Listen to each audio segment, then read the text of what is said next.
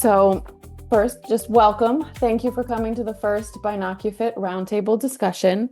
Um, it's been quite a 6 weeks period here since I kind of first launched the BinocuFit. Um, so I'm excited to share some of the updates and the progress and get some of your ideas too, because I think that everybody on the call has used it, tried it, has implemented aspects of it, and to see what's gone down as we've made some of those changes. So I kind of had the idea for the roundtable discussion to be an interactive opportunity. BinocuFit wasn't something that I planned on or set out to say I'm gonna create a platform for vision therapy. It was just something that kind of happened and feels to be flowing really nicely and filling an aspect of my practice that um, I feel like it's moving us in a direction that I needed to take some of my patients. So when I created it and decided I was going to share it, now I'm just kind of in the business of sharing it, I guess. So I figured it was a nice idea to start these little roundtables and give us an opportunity to have continuous conversations about vision therapy in general and whether it's, how to implement the BinocuFit platform, whether it's philosophy of where this might fit or where that might fit, and some of the other ideas and things that I have going on. I really expand what I'll be able to share through the platform. Over the last 6 weeks, there's been a lot of little tweaks and changes to the platform. Some of them you may have noticed if you log back in one day and oh, that looks a little bit different, or there's an extra button there, those types of things. So I'll kind of highlight some of those for you tonight so you make sure that you've seen them and how they work and have any questions on that flow.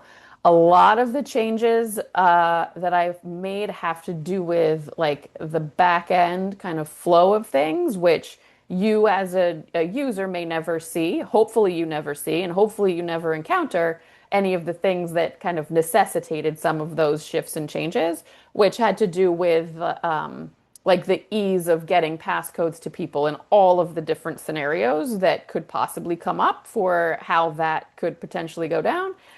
So some of those scenarios that I had not anticipated came to light and have now been remedied, I believe. Um, and the different scenarios for how somebody might sign up or find the platform and how to connect to practitioners and things like that.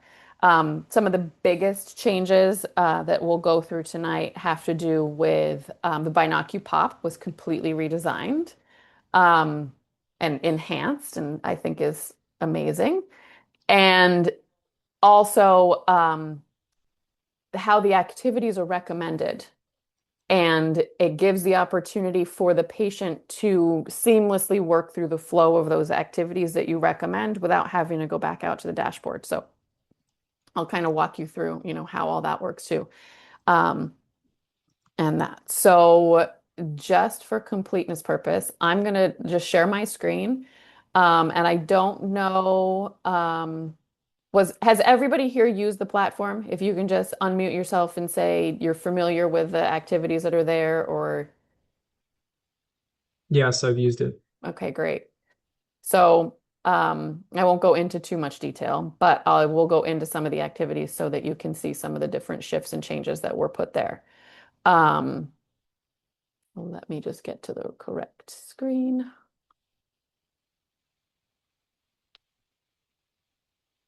I've used it as well. Oh, great. Have you used it on Zoom?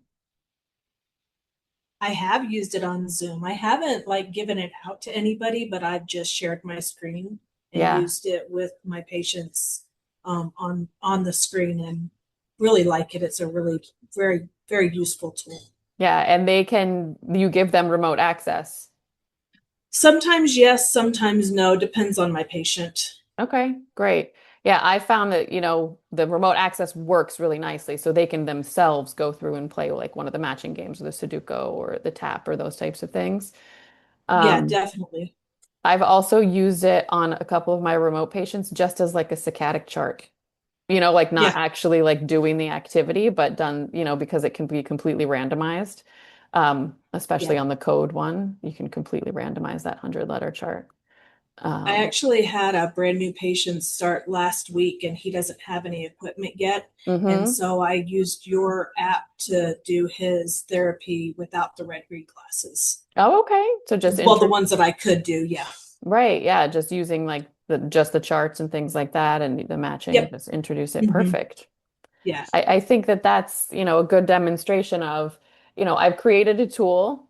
I don't have a super strong attachment to exactly how everyone uses it. And we know in vision therapy that every tool that is created, we all are come up with our own ways of implementing it and put on our creative hats of figuring out how could this work for us and how could we enhance it. And I think that's the most exciting part about, being part of a community like this is that, we collaborate in that sense, right? And I think that's great that you've been able to expand how it's used and be creative with the tool that's there. All right. So let's see. So I want to go with Patients. what was that? Sorry. Oh, Heather, you cut out for a quick sec. Oh, it just said there was no lag like with IBAB. You get a lag sometimes, but with your app, there's no lag involved. Oh, neat. Interesting. Good feedback. All right. So the BinocuTap is the one where you've got the little letters or symbols floating around in the circles. The thing that has been added here is when I go here, it's most useful, I find, on the mixed, but it could also be useful on the other ones, is when you go into it, you can now add an underline um, into that symbol, which helps just to create that stability of the two-eye coordination there. So that can be toggled on and off in this upper right-hand corner. Um, and again, the snow is there. How the snow is added, I do believe this changed over the last 6 weeks, where this is available here to change the transparency and the density of that snow directly right there in that top right hand corner. And I find that availability of that setting to be useful um, because I want patients to kind of discover, like, can they do it without the snow? But do they need a little bit of snow? Can they do it without the underline or do they want the underline? I think there's going to be a dynamic training there that could happen for them to build some awareness of what control they have of their eyes as they're doing the activity. And is the underline in the settings? Um, it is not. I will add it to those settings so that will pop up directly in your recommendation. So it would automatically populate that there. That is not there in the settings. Okay. I mean, it's great that it's up in the top right corner, but I don't think I would have looked for it.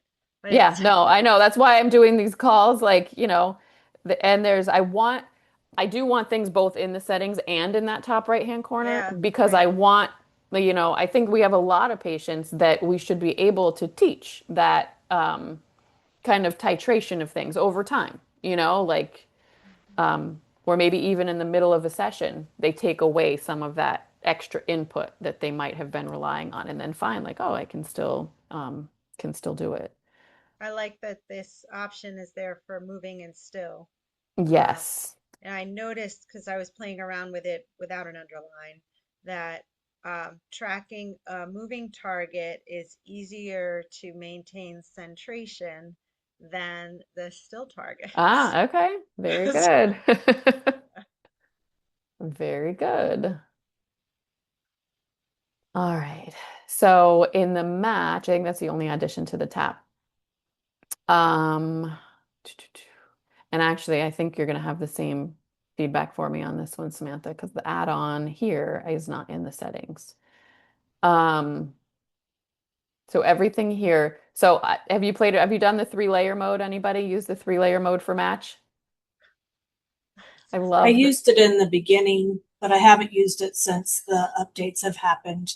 So, one of my biggest reasons, I guess, for creating some of these activities the way that I did, because like with teenagers or with adults, like I want sustained activity, right? And so sending them home with just like a red green chart, like, oh, read through the chart, like how long does that take, right? It's like it's not sustained activity. So with the 3 layers deep, like when I did the 10 by 10, 3 layers deep, it took me over a half an hour, right? Yeah, I did the Um, default. I tell people default, like set up the maybe the 6 by 6 grid if they're gonna do the that. three Like, layers deep, yeah, absolutely. Because you mean you can get easily that 6 by 6 grid can take 10 minutes. yeah. Um, I do find that the animals is actually hardest, the way that they've been drawn, like the discrimination necessary between some of those is Mm. the hardest. I want to go to 6 by 6 here. I'll show the animals. So the training piece, if you use the 3 layers deep, um, here I'll do a 4 by 4, 3 layers deep, is to make sure that your patients know that once the spot is empty, they can move it to that empty spot. So this little dot up here is the dot that adds a couple of them to be black. That was your suggestion, Samantha, Oh, you're welcome. right? So, and again, just giving like a little bit of extra lock, right? So maybe somebody doesn't need the full stability grid, Yeah, right? Now yeah, they yeah, yeah. might just need that little bit of the couple of the targets black. And I'm going to add that to the settings. So that's that I call the anchor button. Hmm. Um, so I'm going to add that to that settings too. So that would automatically populate. See, I find things here too that need to be done. Um, so the thing to remember when you're training them is that in order to complete this task, when they get to the spot where it's hard to do this as I'm talking, like, um, when they start to empty out, where's that bear? They have to move them. And what I've been able to notice with some of my patients who are doing this is they have different strategies, right? For when they've got those empty boxes, especially when they're using like the larger grids. Um, right. So now I've got empty spots and I can move these to reveal what's underneath. Oh, And in order to, so sometimes on the larger grids, I have kids who are like, oh, I'm going to keep the grid all in the middle. I'm going to empty out all of the side ones. I'm going to move them all. So I kind of like, so you get an idea of their like, perceptual strategy, mhm. and you might even, have to cue some kind of perceptual strategy with some people for them to figure out like how to find or how to manage through it in the most efficient way. Are you Um, dragging things or you just click and then click somewhere else you to move? click and move somewhere else. Okay. Yeah. I don't understand what some of these animals are. No, me neither. That's cool. I didn't know you could move them like that. That's really neat. Yeah, a lot of times you have to move them in order to complete. Like when you get into the bigger grids, like you'll find like they'll be like, there's no match, right? I thought that the reason there's no matches, they have to finish a layer before they can find the next layer so that there are matches. There are times when, like, legit, like because of the sequence that you did it in, Yeah. like there could be no match unless you move some. Can you move onto an non empty spot? No, it has to be an empty spot. So each layer, I made an assumption. Apparently, it's not correct. So you don't have, let's say you have a 6 by 6. So there's 36 items on each grid, and so you don't have 18 clean matches. I don't think Uh, so. Not necessarily. so it's not that. So far, there was a one I did with a complex, and it was revealing different kinds of symbols in different layers. It will fill in with numbers in the higher grid numbers, it fills in everything with numbers Okay. where it runs out of symbols, like with the So the ABCs. randomization could be within the 18 times 3 is 54 I think so. pairs. Hmm. I think so. Play around with it and let me know. All right. Um, So far, I was going on the assumption, and I never moved anything, but I to be fair, I didn't sustain doing this for long enough for enough times for me to be able Yeah, to and on like some of these things come up like as I'm sitting with a patient who is doing it all the way to the end, the way that it's designed to be done. I'm like, oh, hey, okay. hang on. Um, I don't have it set as a criteria. Like obviously, if it's one layer thick, there's going to be one and one. But I don't have it as a criteria that it needs to be like layer by layer. Because I know, so my experience was you could do, once something's revealed, it may take a while before its match is revealed, but that ultimately it's getting there. Okay. Uh, so Yeah. I don't know. All right. Like, I guess I haven't. Yeah, let me know what your thoughts are, but I haven't. all right, It will complete all the way to the end, but you may have to move some. all right. But that the queuing of that strategy, I think has been interesting to see how patients organize it to make Uh-huh. sure that they've, got everything available for themselves. So again here, um, I love the shape idea. That's really cool. so right now, actually, that dot, the anchor, it's not showing me any of them as black, which is why I don't. Oh, because there it is. It doesn't exist yet. I see. Doesn't exist yet, right? All right. But in the larger grids, there would definitely be some that were black. And the Sudoku always has the stability grid. You don't have the option to take away that stability grid here. But that anchor button is there. And I'll add that anchor button to the settings too on that one so that we can make sure that that's there and consistent.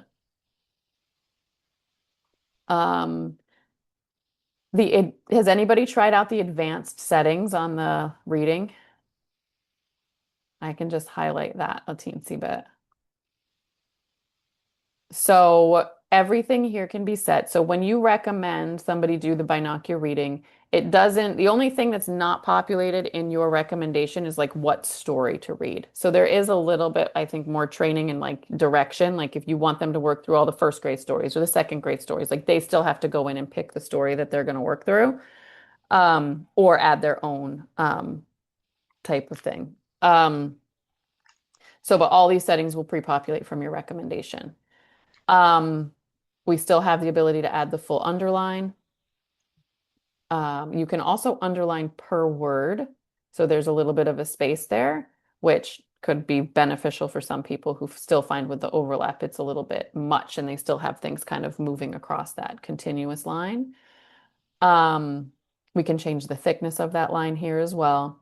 But in this advanced settings, we have the ability to pace their reading. So if I turn the advanced settings on, I can push the reading speed. I can set where I want. I turn it on first, and then I have to push it. So either I have a moving underline, okay, that pushes at that whatever reading speed, or I have the hide the words as we go. Can you make them ghosty instead of gone? Um, Probably. Um, Like fade hidden words instead? yeah, like Fade just words. Yeah. more transparent. Yeah. Or lower contrast. Yeah, yeah, yeah. I think Um, that's how I've seen it in some of the trainings with the forced speed that I've done within the Readalizer, no, Ace Reader software. um, Ace Reader probably think has options. I Hmm. haven't used Ace Reader for a really long time. But I think yeah, okay. Reading Pacer have the option for Um, disappear or trans or fuzz or low, reduce contrast. yeah. Yeah. That way, if you have to glance back, you don't get frustrated that you missed it and now the whole session is shot for the people who can't let go. Yeah, yeah, yeah. I think it should be an option. Yeah. Because I think that the ultimate goal would be that you could tolerate it with it completely Yeah. disappearing. Agreed. Um, all right. Do you have, so one more question on this, and I'll tell you, it's one of the reasons I've been reticent to make this as a recommendation to with some of my patients. The difference in luminance between the red and green makes it harder to process, especially for people who are strong simultaneous processors. So where there's strong like things that tie from different channels. And while the underline is a nice adjustment, I find that the information processing doesn't go quite through as um, seamlessly through the two brain channels, Right. uh, input channels. And so, in fact, in one of the situations, I just had a patient flip the red and green, and Mm-hmm. they found that that was easier. I would love to see if it were an option just to add on for some of my patients where the reading alone and the saccadic work alone and the information processing is still a big piece, to do it in a grayscale where Okay. it's non-red green Okay. because you have That's enough that's reasonable. worthwhile. Yeah, Yeah, I mean, originally I like set out to create like the red green because that's like not available like in, sure. in the way that I felt like I wanted it and at ease of ability, but I think it's totally reasonable to have it be, a grayscale. Uh-huh. I And don't you could, I'm just spitballing, but the font option to have sort of an outline so that maybe it's an integration between the red and the green with an out like an outline or a kind of a shadow component, like a shadow font where the shadow is gray rather than unit like monocolor, monochrome So you're might going more for just kind of like a luster kind of thing as opposed to like a fusion or alignment. more like the information processing for some of these people is already so challenged to the through that like the language component. It's a nice thing that you have this here, but that the only option being their red or green, Right. it's still so luminant different that even if I said just take the glasses off and do it, would probably still be difficult. Right. And so my thought is it might be nice to have it monochromatic where it can be in the grays so that it's really not favoring one channel or another. Yeah, And another get that. option might be, um, in fact, if you add some, I don't know how to do it, but maybe like if there was sort of an outline or a shadow effect that was in the gray, it still allowed a little bit of the red and green, sort of like a lock within the letters, that it might invite a lagging channel to get a little bonus stim over the other eye channel. Right. I feel like that's why I have the snow kind of does that. I mean, No. on the language, Oh, no, I guess I'm not fully, we can talk about it later, but I don't know if sure. I'm fully understanding or have experienced that same scenario where I can understand what. As a rehab strap, I can tell you that there's Right. issues. There's Okay. issues. All Sorry. right. So I'm happy to crack into that a bit if you want to do a chat. But like the peripheral is not an issue. Right. Like my non-preferred channel will be more open in the periphery. Right, right. Yeah. So Okay. like that's not it's a different neurological path. Okay, cool. All right. Yeah, we can talk more about how to Cool. implement something like that for sure, but I want to make sure I understand it, which is probably going to take a little Yeah. bit more conversation. All right, very good. Or you could change the shape of the snow. You can in that one. That is fancy. All right. So, BinocuPop, if you haven't seen it, it's been completely redesigned, which did very quickly, and put out the video to do that. When people come up with ideas, like I have to sit with like how do I distill this into something that I can communicate to how it's being developed? So it took me a little bit of time to figure that one out, but I'm happy that I put the time into that because I love how it came out. Um, the biggest change I just recently made for the BinocuPop is that I added these routines. So when you make the recommendations, or the patient would have the ability to do this as well, where you can choose a balanced routine, which would cue them to do what the whatever the duration is, the 2, 4, 6 minutes, would cue them to do a convergence session and then say, go to the next recommendation, do the divergent session, next recommendation, go to the mix session before they would go on to the next activity. And then I just did the convergent focus where it's convergence, a mixed, and a convergence, and then the divergence, which is a divergence and a mixed and a divergence. Um, so you can kind of choose one of those that will cue them to go through that. Um, The only thing that changed with the That's all binocu. you're doing on that? Go back. Oh, you want me to totally demo it?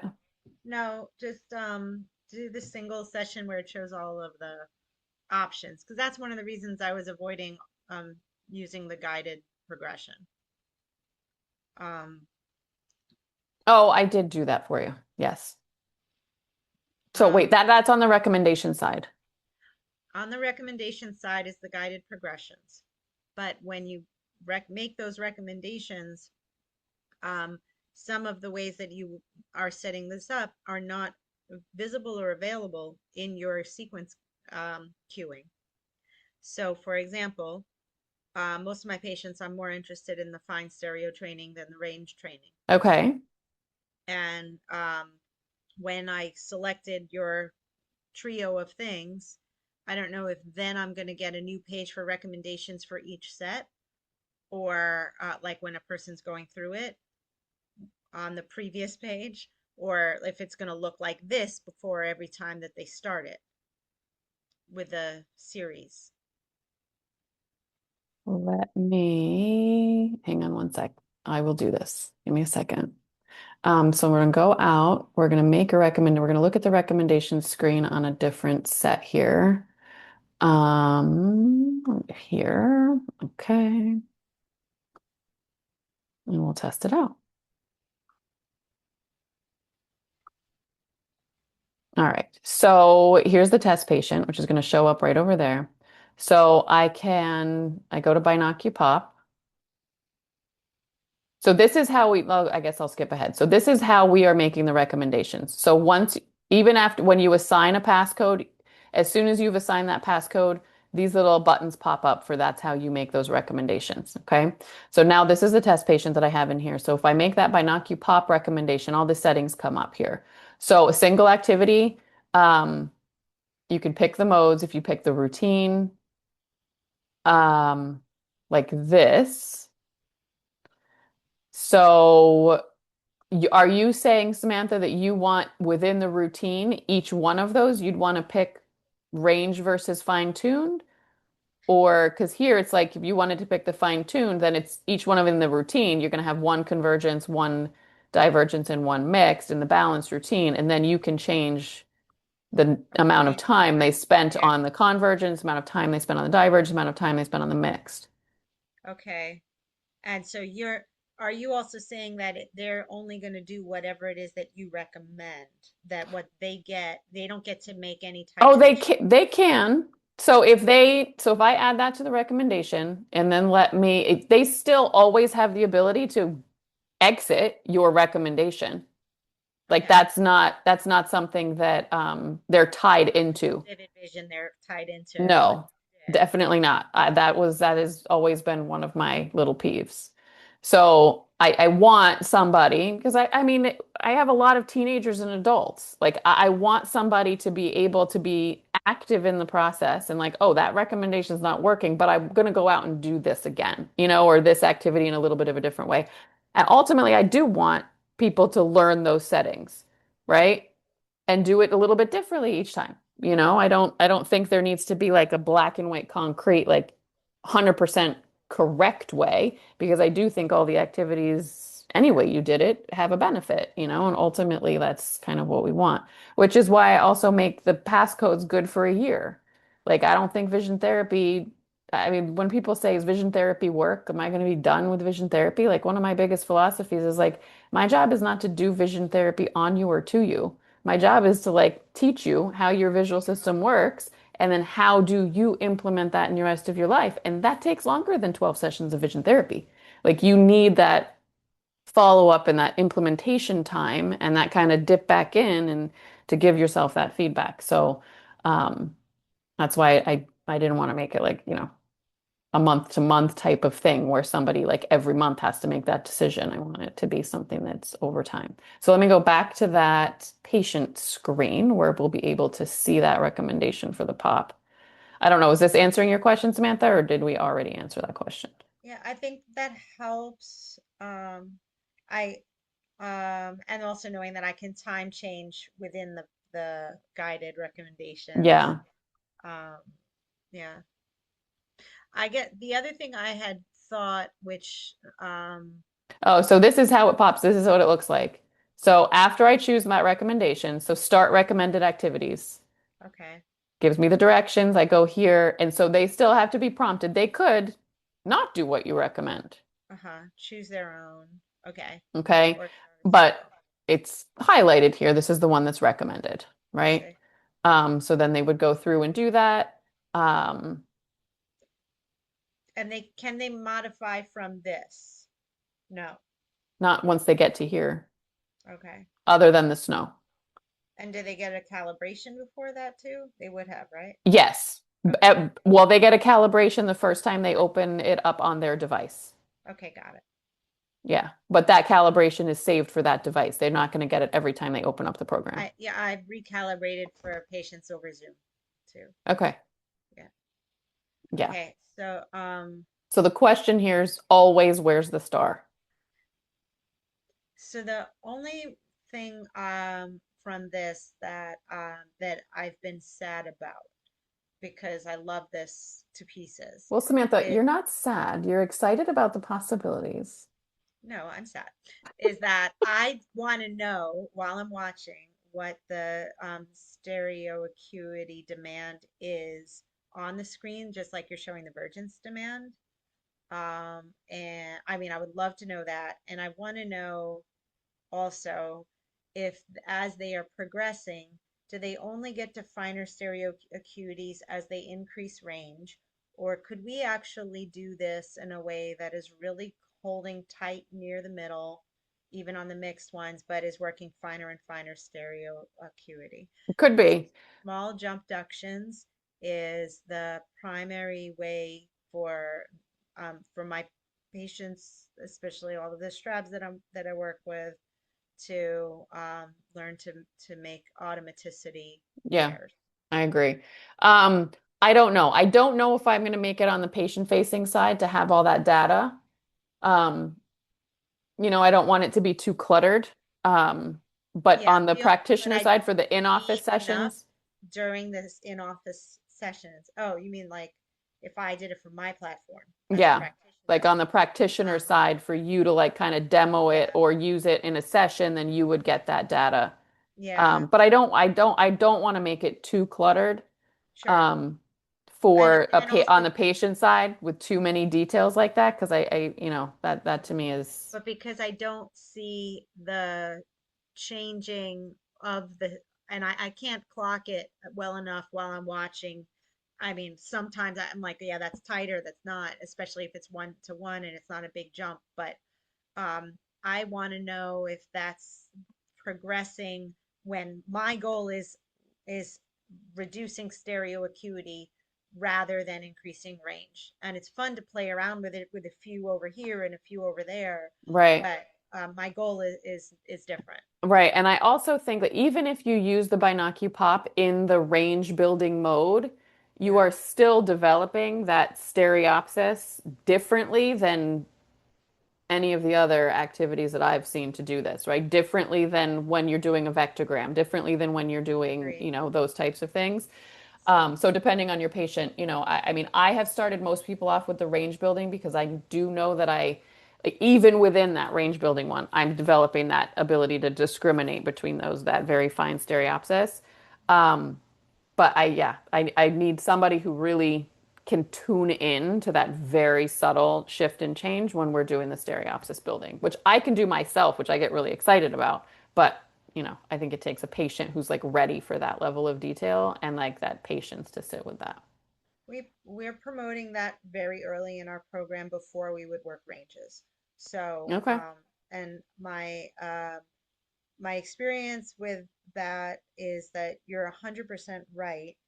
The reason I am excited about this whole model of the BinocuPop is you're asking a different question that they have to make a decision about which rather than what. Mm-hmm. So like which one is closer or further. So it's a spatial question rather than is the square top, bottom, left, or right kind of a thing where you can fake it. Yeah. I've had patients who are giving me feedback that they think that after, especially in the mixed mode, after it moves, they think that I'm still moving it. And I have to tell them, I'm not, you're not yet stabilized. Wait for it to stabilize for you to select a choice. And then Mm-hmm. sometimes they get frustrated because they say, I want it, but I want to go faster. Well, be right first. 100%. I totally agree with that. All right. So the other piece I want to show, I have I go back and forth between the practitioner and the patient dashboard here. So back to the practitioner dashboard. Um, I've also added the ability to communicate with your patient through the app. So you can send them a quick note, which will pop up looking just like this the next time that they log in. And once, if they get your note, and then they have the option to respond back to you as well. And then you'll be notified within this My Patient section that you have a note waiting that your patient responded back to you. And I use that to just give general encouragement or tell them like, oh, I changed your recommendation for this, or some of the patients I have that where now they're going to see that they're being automatically prompted through those recommendations as opposed to like a week or so ago that wasn't the automatic prompt. I'm telling them like I made some shifts and changes, like, this is what you can expect. So I've been able to communicate directly with them on that. So I think that's a Oh, cool thing. I remember I had a question on the BinocuPop when you were setting it up for the patient as a recommendation. Hmm. If you could, if I was clicking on several different items on the single one, so single activity, and maybe this has changed.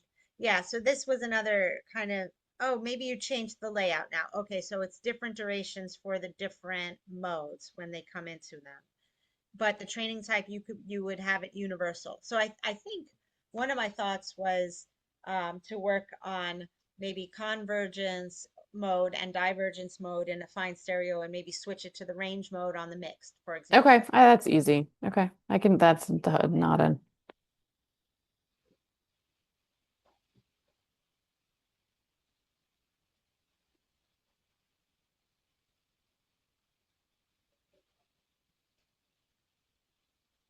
okay, that's easy. That's good that you have it this way because otherwise my other thought was, can I add a new recommendation for another one? Because I was trying to do each one alone before. Yeah, I'll go no. back into the patient I already did and I'll fix up his recommendations. Yeah. So I think this is going to let you do that and Okay. customized for each one of those.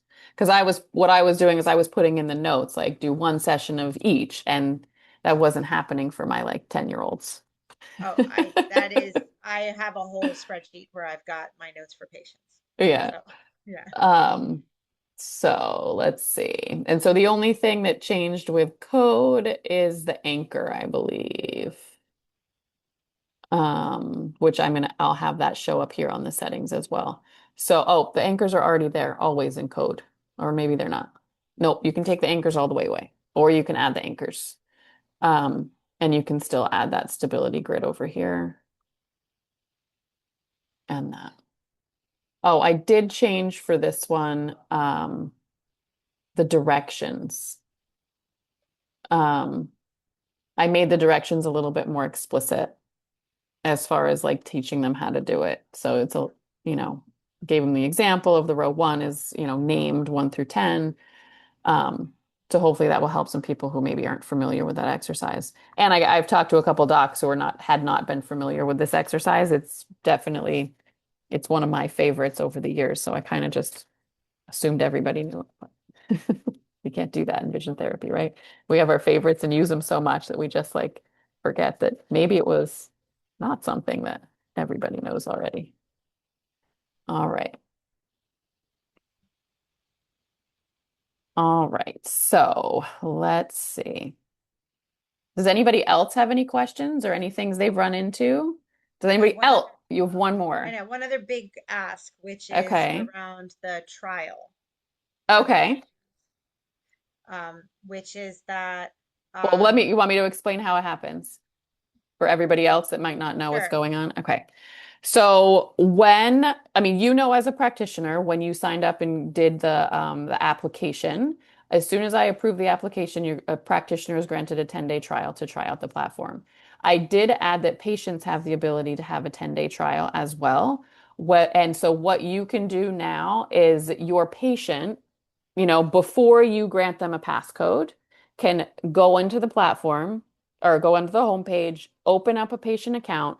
They can enter in the email address that you use for the BinocuFit account, and that will automatically populate them onto your patient list, but it'll indicate that they're on a free trial and they don't have a passcode yet. Okay. As soon like say they're trying it out for the 10 days and then they're like, oh, okay, I'm ready for my passcode. Then seamlessly, as soon as you give a passcode to that email address that they use to sign in, it will automatically grant that person that access with that passcode. So that's definitely a new workflow. So yes. I don't know if you want to hear from me on that. Sure. Okay. I don't want to send people directly to your platform. I am not Okay. using your pricing structure, and I don't want to start that extra conversation. I don't have time for that shit. So Well, but I I mean, you're using, I mean, you're so I have billing for the your professional time. I am billing it as a global fee, and I've put together my prices in a way that reflects the amount of time and energy I'm putting into it. Right. And I am offering it to patients I've put it on my website as a thing that we're working with that they can take a look at, and it gives them a taste of it. And they're already usually my patients in some way, shape, or Right. form. And if they're interested, then I'm giving them access and I grant them access. Right. I send them a code, but they're already electing to start. It Right. would be nice if I had the ability from my side to invite them to try it so that I don't have to send them on, they generate it, but that when they say, I'm interested, I send them an Okay. invitation. And I'm not going to do the other way because I don't feel like dealing with the other questions when they start poking around because some of them are more pokey than others, Right. and it's not worth my time for the amount of energy and investment that I'm already putting into it to deal with them trying to get a workaround. Can I just do it this way? And then when you come in, will you just tell me whatever? And no, it's because it's not equal to the time that I'm sitting with them. Right. I mean, I guess, I mean, I understand what you're saying, and I'll see what if I can add that, which should be, that should be fine. I think I can figure out that way to have you have the ability to invite to the trial period. Yeah. Um, I think that the my reason for having BinocuFit available is, everything's available. Anybody can go on Amazon and buy a pair of red green glasses and any of the like tons of the vision therapy equipment that we've thought was like, only used by us. And you have to be well trained in order to use it, We have to be well trained in order to use it to its best potential and with a coach to the best of the potential, with a doctor to the best of its potential. So I think that that's where, the value of, talking about your practitioner time and your chair time and the advice that you're given, right? Like, I mean, I pay a personal trainer a couple $100 a month to populate in exercises. I have all the equipment I need to do it in my house. And I've been trained, as a movement, teacher for a long time, but I still ask for that guidance from a coach. And I think, or, so I think that definitely valuing your professional time and, the people who don't want to, like, you know, Well, I have no problem if somebody finds your platform and they're able to avail themselves of that kind of help. I think it's wonderful that you're creating an opportunity that really does something different than what else is out there. And because of your holistic approach, it's made it a very seamless recommendation for me within my practice. I've already adopted so many of the other innovations that you've brought to light into our practice and turn them into my own documents and images. And we've done our own things with your work right, because it's coherent with ours. right. And so when I'm able to offer this and I say, this is what it is, and this is the package, this is now priced in our place in a way that's Yeah, consistent with our work, and I'm comfortable with that. But but if I am going to offer them a training period and that creates a a different way in from the way that I'm otherwise addressing them. And now they're starting through a different modality, and then they get hooked from there back over to my side at a different rate than what Yeah. they might have already seen. It's just not something Yeah. I want to start I'm engaging wondering if you actually even want the ability for like in your scenario, like they don't even have to know about the site, right? I'm Like not you're going to offer a trial right. unless they start saying they want one. Otherwise, I'm just going to say this is what it is.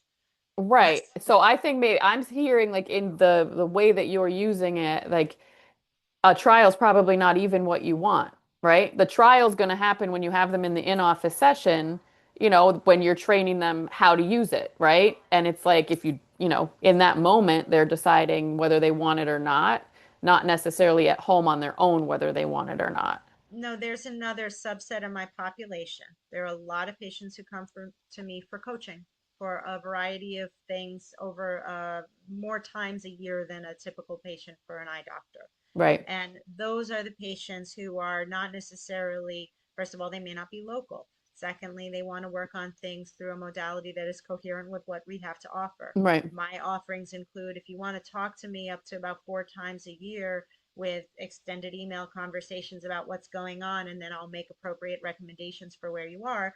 That's this program. If Okay. you want to come in 4 times a year or thereabouts, then I will make adjustments based on our interactions, and that'll be additional, like it's time Right. outside of Yeah, my. you structure that. Yeah. So you let me know, I don't know. We can again continue that conversation. So I don't know if you actually want there to be a trial For available. those patients who are thinking, well, that's an interesting suggestion, doc, can I try it? Then yeah. And if they want to try it for 10 days through my system and they think this is worth it for them, Okay. then I will make recommendations. I'm not going to make recommendations on the trial until they've decided they're going to pay for it. Right, right, right. Okay. Yeah, I think I can add a button there pretty easily. We'll figure out how to make that happen. Thank you. But okay. All right. So does anybody else have any other questions or comments? All right. Okay. Um, so Sarah. yes, Matt. Um, I had a question. I haven't been on the program in probably about 10 days, just with the Okay. holiday and everything. But last time I was on, the BinocuReading had like a limitation of like 10 like uploads that you Right. could do yourself. Now, what if you hit the 10, like can you delete one and okay, you can replace Yes. it. Okay, Yeah. perfect. And I did that just from like a database, management standpoint, like Sure. highly likely if a patient has and each patient and you as the practitioner, you're kind of have, um, did I make it on the practitioner side of things? I'm not sure how many stories I allowed. I think patients only have 5 that they can upload themselves before they would have to delete one. And, Okay. kind of, it's like an encouragement to clean up your space, I guess, Okay. and not have, random things taking up space on the platform where they don't need to be, or you're never going to read it again type of thing. Got it. Okay. Yeah, cool. Um, all right. Do you guys want to see one of my new ones that I haven't quite launched yet? Okay.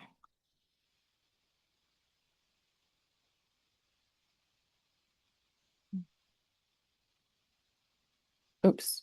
What do you see? Do you see the Zoom screen or do you see my BinocuFit screen? Whole screen. You see this, the BinocuFit screen? Everything on your, I see all of your windows and your backdrop. Mhm.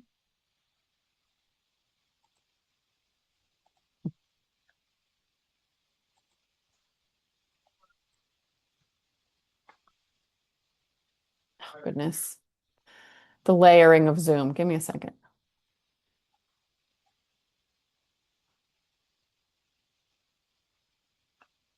Okay. Okay. Now you see the BinocuFit one, right? Yeah. Okay. So this is a new one. It's called BinocuDepth. So if you have red-green glasses, everybody's ready.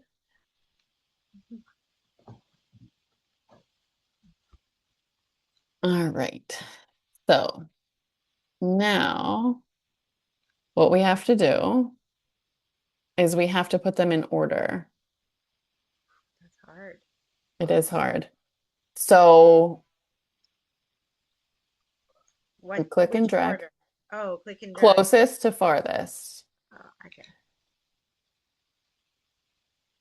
And once you get them there, then you Then, have that's not right. I did not do it correctly. no, you didn't. Can you change it? Yes. I still didn't do it correctly. No, Did I get it right now? no. I think so. But yes, I take Yeah, it back. now you You did. got it. It You got looks it. right. Okay. And I'm thinking closer to the screen. That was great, Slavic. Okay. And so then it keeps going. So Wait. I like the way it gives you a second choice once you get them down closer to where they're at. It's nice when they're scattered all around, but it's nice when you get it down in those boxes. Yeah. oh, I didn't get it right. No, you didn't. So I have to do this level again. Uh-uh. No? Yeah, now the No, circles that's not pop out right. more than the Heart is squares. closest, I think. The heart The needs to square is be before the furthest. square. Now the heart is closer than the circle. Yes. Yep. How many optometrists does it take to Mm. order? Apparently about 5 or I mean, 6. well, I've had a slamming headache all day today, so I think that's definitely compromising my Square first. So squares first. I think so. Then the triangle. Yeah, then No. the triangle. Triangle Yeah. second. No, triangle's No, first. triangle's first. No, the the triangle's squares. first. Okay, so So it actually is much more difficult when they're scattered as opposed to when they are next to one another at the bottom. I agree. I was trying to get to a level because I think when you get to level 4 or 5, it adds a shape. So That when was you my next question. yeah, so it goes up to like 4 and 5 shapes, like the higher the levels you get. Um, and I'm also, I don't know what size screen. I'm on like a full size iMac right now, right? So they're scattered even more. On the iPad, they're a little bit, closer together even when they're on their screen. Because it does kind of change it for that. Awesome, Um, Sarah.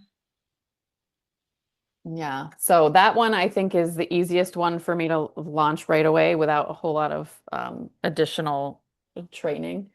Um, so that one will come soon. Um, And I think that you obviously everybody knows that when you've got the red-green disparity, like somebody can take the glasses off and be like and figure it out, right? Like that's the one that's Mhm. going to be because I can, gather where that disparity is. Like I don't know how to control for that using the red-green like that.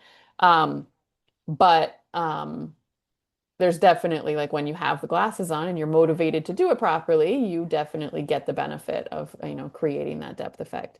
But I really love the fact that we're making a decision each time.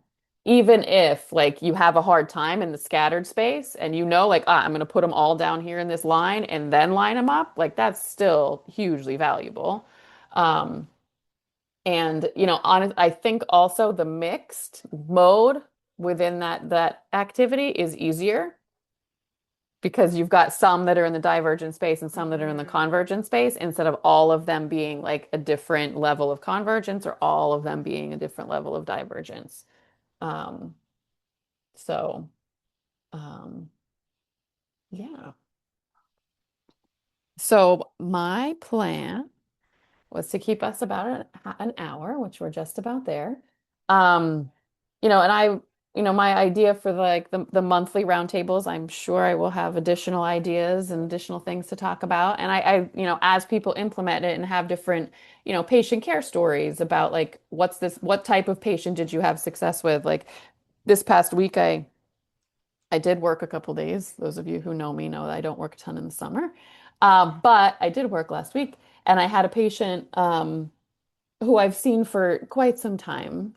We've done a variety of different things. She's one of those patients that, will probably be with me for a lifetime. You know, she's in her 70s. She had a hard time adapting after cataract surgery. She's a decompensated ESO with distance double vision and tons of anxiety and like can't go to the store. Like, so she told me at the beginning of her session, she was, you know, we're going to go to Whole Foods after my session, and I'm really nervous about it. And I'm like, well, what are you nervous about? What's going to happen? And she's like, I'm going to get that like swimmy feeling and that just kind of visual overwhelm and not be able to organize any, you know, all the visual information within the Whole Foods. I'm like, I have something new to show you. Let's sit down and do this. So we did a session of the BinocuPop with the snow. Um, and she really, really enjoyed being able to like get that feedback right away of her depth awareness, and make those decisions, but also expand that periphery and have that snow there. And later in the afternoon, you know, I got a text from her and she said, like, we went to Whole Foods and it was fine. So it was, my most recent, kind of non-traditional type of patient to experience like what that can be like. Um, but yeah, anybody have any lasting comments before we sign off? Hi, it's Beth Ballinger. Hi. I love the BinocuDepth. Cool. Will you at some point have them so that the individual pictures move slowly so that we can kind of get that aspect in it? And another aspect is, can we put these stable, okay, initially, in a background that has depth in it? You know, so I was thinking of, you know, how we used to do the old, you know, uh, biopter cards that have the depth in them. You know, they have a picture that has things in the background, things in the front, that type of thing. And then can we use something like, you know, because it has to have kind of like a homogeneous, you know, background to some extent, but there has to be things that, you know, show some things are coming forward, some things are going back. Let's say a beach scene or something where you have like the beach Oh, balls to and the kids are judge. here, and then the the ship is, you know, in the background, or, you know, whatever. Right. But then, so now instead of just having a background that's flat, can we start to add some more depth to it? Right. And then we can add the depth Maybe. to the targets and maybe move them slowly. Yeah, You know? the moving of the targets, because I have that programmed for the BinocuTap, I don't think would be an issue at all to have that be an option, to have the target stationary. And then as soon as they come down to that organized panel, they're obviously not going to move, but like as they're moving, you know, you're judging the depth and trying to get that. I like that idea. Okay. Just Right. a thought. Yeah, no, that's an easy thought. I don't know if I'm thoroughly processing the whole background idea. I do feel like the snow for me kind of, I feel like serves that purpose of the background and giving that reference point. I personally can't really do a lot of them without the snow, but that's, you know, my own reason I do vision therapy is because I'm a patient myself. So I need that kind of reference point and that movement in order to trigger my awareness of it. So, but yeah, we can definitely explore over time with how that might be implemented.